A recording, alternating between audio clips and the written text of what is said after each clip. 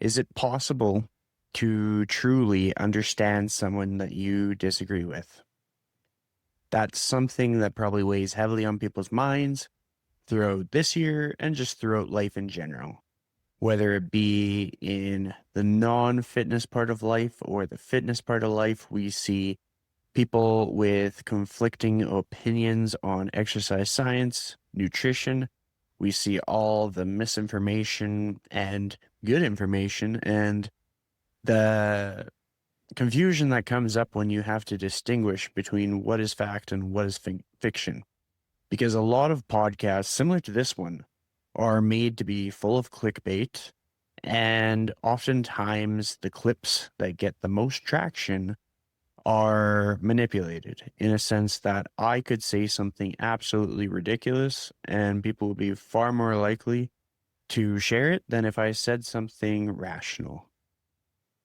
With that said, let's dive into this solo episode where I am going to cover a few specific topics about finding common ground with people and just how important it is. Most people today believe it's impossible to really understand someone they disagree with, especially when it feels like we are more divided now than ever. But what if true understanding doesn't mean agreeing? And what if one small act, like offering a free hug to a stranger, could show us the way? So today I'm actually going to be sharing a story from 2010 that changed the way how I see people. It changed how I see people since that day going forward. And I'm going to be kind of unpacking some of the takeaways that still ring true today. So back in 2010, one of my friends, Kyle St. Thomas, who I met it was actually through a church youth council group. So it was just a group of us from different towns around Alberta that got together to come up with like different initiatives and to learn about stuff. It was honestly more of a community thing than a church thing. We got to learn about world events. We got to learn about local events. We got to help out. We got to play games. We got to make really strong friendships. And between the two of us, we came up with this big idea that we wanted to do a free hugs day. And I was big into video editing at the time. So I brought my camcorder. At the time, it was one of those like mini cassette camcorders. And his mom drove us to Edmonton. He came from Lacombe. And we filmed hundreds of hugs. We decided to do this because we were inspired by another video that I'd seen, and I give credit to that in the original video. If you're interested in this, I'm going to have it linked into the show notes. What it felt like was, I mean, if you've ever been nervous to do something before, that'll definitely get your nerves going to go into the mall and just be ready to hug anybody and everybody. It was a lot of like younger people. Some people look to be in their 30s, 40s. I've always thought it would be funny reviewing the video if I was to have crossed paths with one of the people that I hugged way back then. Maybe if I went to the gym with them or I trained them and we just realized now. So if you are seeing this video and you have crossed paths with me since, definitely connect because that would just be a full circle moment. But the main thing was it kind of helped me realize that what people need to do for each other is far less complicated than what we make it out to be. And in being a jiu-jitsu practitioner or however you want to call it, I've also learned the same things ring true. So you get to be part of a community. You're working towards something greater than yourself. You have to be considerate of your teammates' health and well-being and safety. You don't last long in jiu-jitsu if you're a total dick and you take out all your teammates. Like either it's going to come bite you in the butt back or you're going to injure yourself through your own means. People who are irrational and don't think things through can't make it through the long haul. Even if you make mistakes, even if you learn slowly, you're far more likely to bounce back if you're able to kind of like think of a little bit more than just yourself. If you're able to be patient with promotions, if you're able to kind of see where you need to improve, if you're able to just be consistent in some way, because consistency can look different. Some guys will do 6 sessions of jiu-jitsu a week, and that's what consistency is like for them. And for me lately, it's been like once a week, maybe twice, maybe 3 times, but mostly once. And the odd week here and there, I'll miss altogether just because of travel or holidays or other commitments and whatnot. But one thing that really stands out is that when we're talking about human connection, when we are talking about the human experience and what we need to be healthy and happy and feel taken care of, is that connection doesn't necessarily require agreement. It requires openness. It requires a good listener. It requires people to have empathy. When somebody else struggles, you should show compassion. Even if you don't agree with everything about them, there is some element there where you can understand what it feels like to experience pain or loss or anything like that. To draw unpenetrable lines between two camps is not all that realistic because of the number of things that can change in life, because of how you can change based on different communities you may find yourself in. If someone were to live in a community where the average income is $40,000 a year and less, they're going to see the world a lot differently when they move to a community that is 200,000 per year and above. It's a completely different perspective. If you go to the stores located near those places, it's a completely different experience. And I think a lot of people would benefit from experiencing both ends, from experiencing people who have hit rock bottom and seeing what they're grateful for and what gets them up in the morning, to seeing people who, via the optics of looking into their life, would be on top of the world, and then understanding how much money is and everything, and trying to connect the dots, bridging the gaps, so that we can kind of support other community members, but then also help people see the big picture of what's important. Because sometimes people will chase the carrot at the end of the stick, and they'll chase and chase and chase, and then they'll realize when it's far too late what mattered most. So what matters most could be a phone call with a loved one, or what matters most could be watching a niece or nephew or son or daughter's sporting event, award ceremony, etc. And if you don't get the opportunity to learn that, then you miss out. So as I'm kind of unpacking this free hugs experience, the crazy thing was it wasn't necessarily like something that we were supposed to do.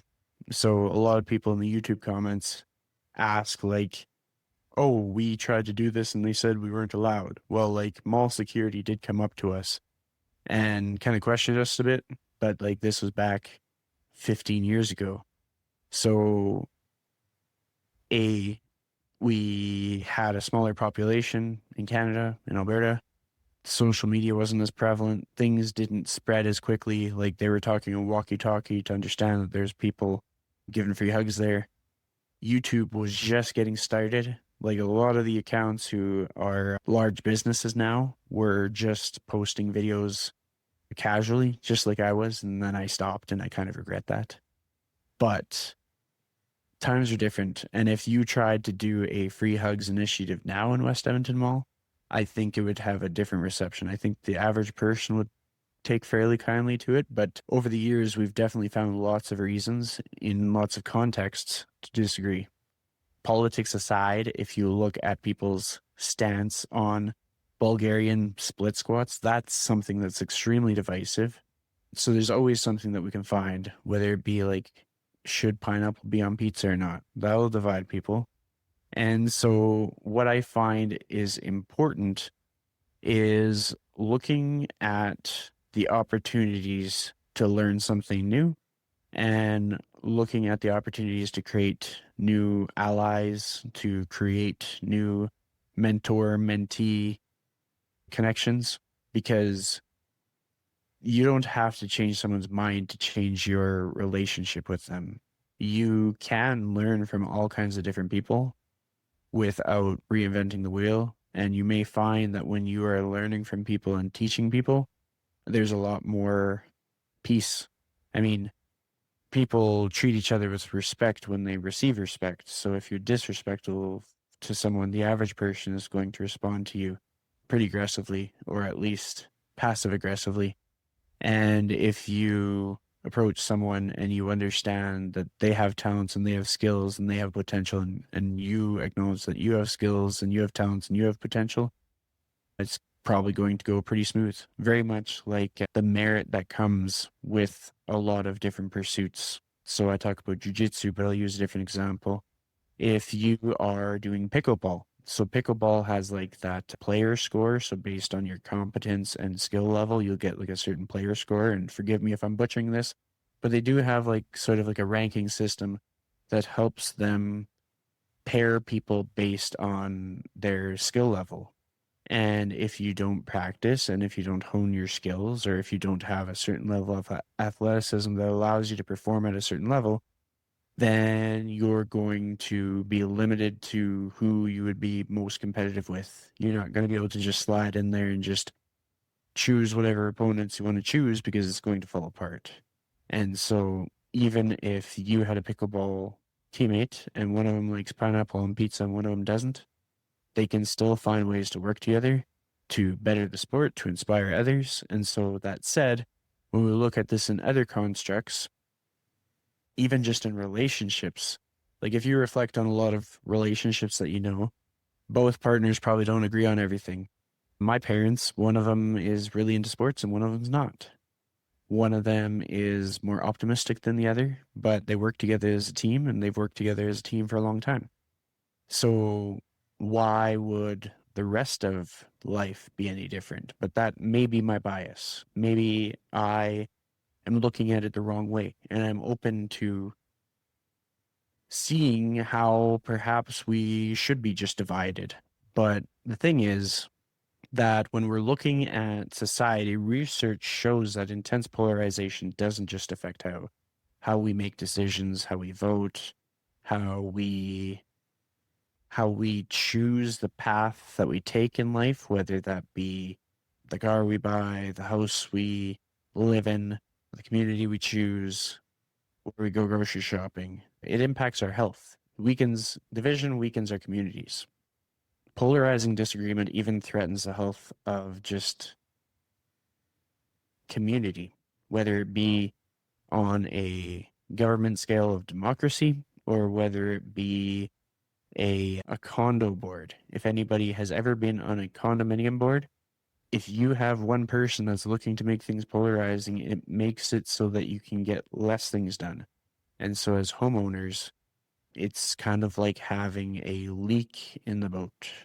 Whereas if you can gather all these very diverse homeowners together and they can find ways to collaborate and see each other's strengths and acknowledge the differences respectfully, but still move forward, you could get the board out of debt. You could keep the balance good. You could leverage each other's connections to find the best tradespeople. And that's generally what has happened with my condo board in recent years, because we've kind of gotten it down to, we have a group of very different people, but we find ways to look at each other's skill set, and we find ways to acknowledge when each other goes above and beyond, so that we all kind of feel appreciated.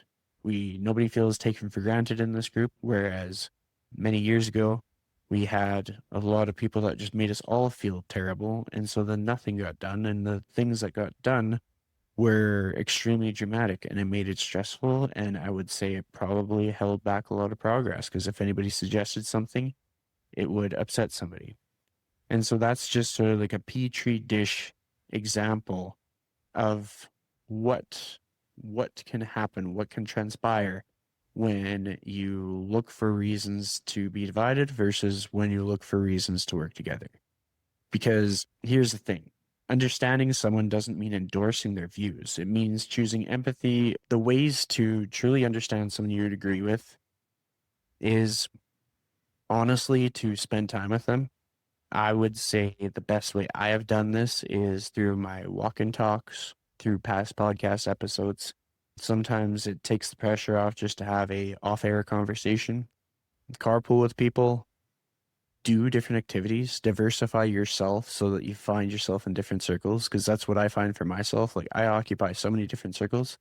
It's hard to it's hard to really paint me under one brush. Like, I am involved in a lot of different communities. I have a lot of different conversations. I learn a lot of different things. I do a lot of different things, and I've found a lot of benefit from it. But for some people, it's very uncomfortable because it feels like if you're not around people that agree with you on absolutely everything, that you're not moving forward. But when it comes down to progressing yourself on a mental and physical level, it's probably in your best interests to have some people around you that challenge the way you think, that maybe do things differently than what you would deem to be the right way to do it. And it's something that's come up with a lot of my conversations with more experienced trainers and coaches, where they talk about how they definitely don't want an echo chamber. They don't want to be surrounded by people that agree with them or applaud them on everything, because if they were, how would they know when they're evolving? How would they know when they're getting better? How would they know when they're right? How would they know when they're wrong? And when they're surrounded by the right type of people who might not agree with them on everything, those people will acknowledge when those people are right and wrong as well. Like, so if I had a different set of values than somebody across the table and they explained their point in a way that made me see my point of view in a different light, I would acknowledge that they had a point. And if I was able to see like a flaw in how they articulated their difference of opinion, then them being the type of person they are with the character that they have would be able to see what I just explained to them. And I think that's sort of like an important part of progressing as a society, because otherwise we're yelling and screaming in our own little camps. And if anything, we regress, we devolve. And with AI coming in with all the different technology and changes and stuff, the last thing humans need to do is devolve. This is something that actually is quite helpful with AI, is because if you have a hard time seeing things from another person's point of view because you're biased, AI can make an incredibly good mediator where you can take the situation and find a way to strip it of any identifying aspects, just explain the scenario to AI, and then help yourself talk yourself through it. You're not necessarily helping AI talk through it, because AI is just going to respond to you in an unbiased point of view. And if you have any follow-up questions, it'll help you kind of field your thoughts through things. And if you need to dig deeper, you can prompt AI to utilize different talk therapy techniques, acknowledging the fact that it is simply AI and not a mental health professional. But to be able to have an unbiased participant in a discussion, even if it is a little bit robotic, to help you reflect on your thoughts instead of making decisions with emotion, is pretty valuable in today's world. So if you are looking for ways to start to see things from more people's point of view than your own, that's a great strategy. I would also say that there's probably going to come a time when we'll notice different biases between one model and the other, between Gemini and between ChatGPT and any of the other models that are coming up, because they're based off different data sets. They're going to have different users sort of training the models. So there's always going to be those subtle differences, even when the developers are programming things to keep things as ethical as possible. There's always going to be flaws and mistakes and glitches and software errors and stuff like that.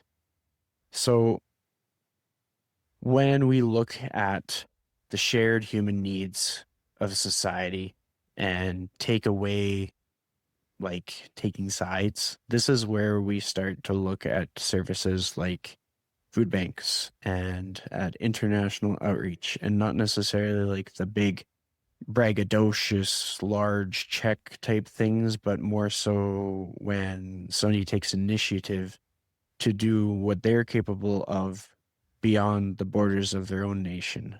This could be everything from someone deciding to, if they wanted to go and donate their trade to the construction of a school in another nation, that could be an example because it's boots on the ground, skilled labor, contributing a skill that may not be as common in that nation to get something done faster and to save them some expenses.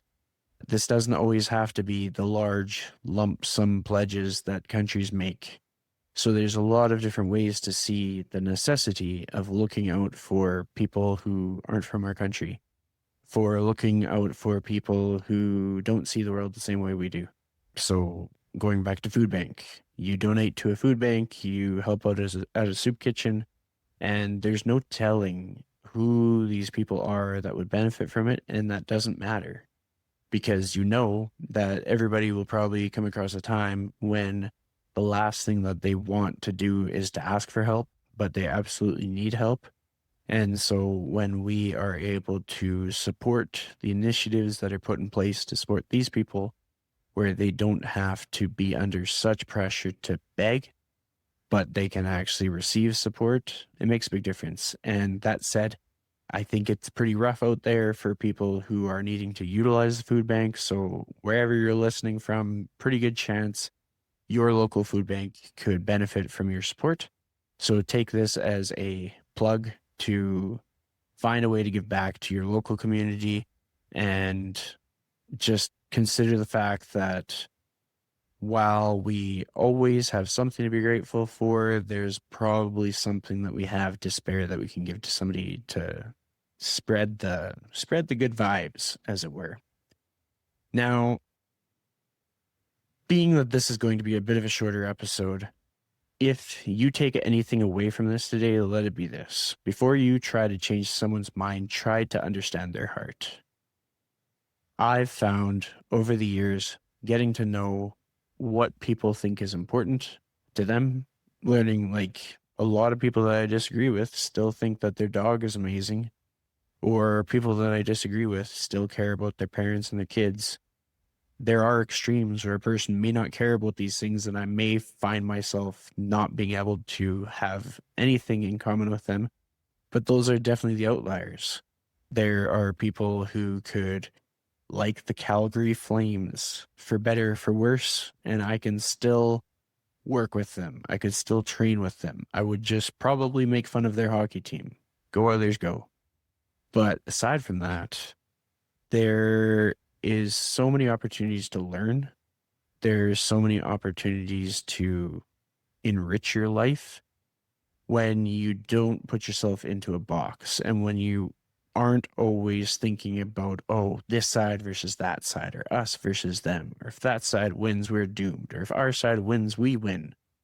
Because in all scenarios, no matter who wins, you only win if everybody wins. If you win, meaning somebody else loses, there's a deficit somewhere. And in some way, shape, or form, we're connected. So if there's a deficit in your community, you're going to have to make up for that in some way. If I am in a wealthy community and there's another community across the city that is struggling, there's no way that I won't encounter that deficit at some point. And it could show up in the pressures on the healthcare system. It could show up in the pressures in the education system when kids don't have the right environment to feel good about going to school, to be learning in the right environment. It can take on more resources. And if you were to put yourself in a bubble, then you're missing out on enriching connections. So if I tried to be like, okay, nobody can access me, I'm just going to set everything up perfectly, you are going to eliminate a lot of the things in life that makes life life. Things like going to West Edmonton Mall and hugging whoever wants a hug, for a whole afternoon and capturing it and having it get thousands of views and still be on the internet a decade later to look at again. It's these scenarios where you realize what really matters and you realize what doesn't matter, and you realize that somebody else winning doesn't matter, you losing doesn't matter. It's the fact that you build a community around yourself that no matter how many times you fall down, you always get back up.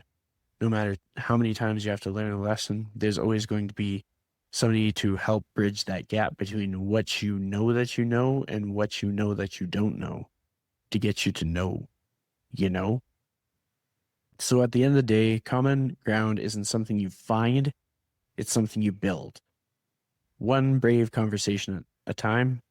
And I think there is very little that could better articulate why I changed the name of the podcast and why I think it's important to find common ground in life. And I'm not saying that you can't be passionate about the things that are important to you, and I'm not saying that you can't have your values that are important to you, but I am saying that I think it's healthy for society and for your physical and mental health to be an open-minded, lifelong learner, to be someone who finds as many opportunities to show compassion as you can, and to be someone who's level-headed and doesn't snap for a subpar reason. Just because somebody disagrees with you doesn't mean that you have to get mad about it. Because if you do, nothing will happen. And if you don't, you might learn something. So this was a little bit of a different episode, but I hope you enjoy it. It's been months since I've recorded one. I have some guests coming up. And if you enjoyed this, be sure to share it on social media, subscribe on YouTube, subscribe on Spotify, subscribe on Apple Podcasts, rate it 5 stars, leave a review. And thanks for tuning in. We'll catch you on the next one.